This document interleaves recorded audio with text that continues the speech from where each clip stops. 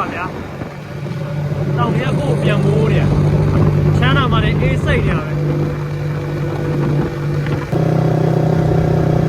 ယူတွေကလည်းစားနေတယ်မိုးတွေကလည်းရွာနေတယ်ဒါကကျွန်တော်မီးလင်းတဲ့နေရာလေးတွေရိုက်လို့မီးမလင်းတဲ့နေရာဆိုလို့ရှိရင်ဘာမှကိုမရှိဘူးတရေရထားစီးနေရသလိုလို horror ကားနဲ့ရောက်သွားသလိုလိုနဲ့ vibe ကတော်တော်လေး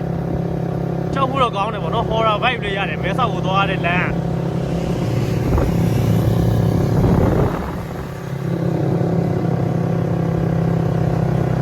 ကျွန်တော်ဘန်ကောက်ကနေချင်းရိုင်ကိုသွားတယ်ချင်းရိုင်ကနေမဲဆိုင်ကိုသွားတယ်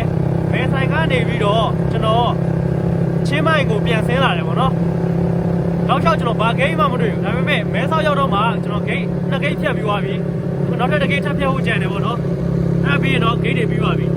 မဲဆောက်ကလုံးဝတတိတခြားကိုဖြစ်နေတာဗျာနယ်စပ်ချင်းတူတာတော့မှမဲဆောက်မှာပဲစစ်တယ်မဲဆောက်မှာပဲရဲတွေကဖမ်းတယ်အဲ့လိုမျိုးဗျာကျွန်တော်အခုအဲ့ဒီမဲဆောက်ကိုပြန်လာနေပါပြီ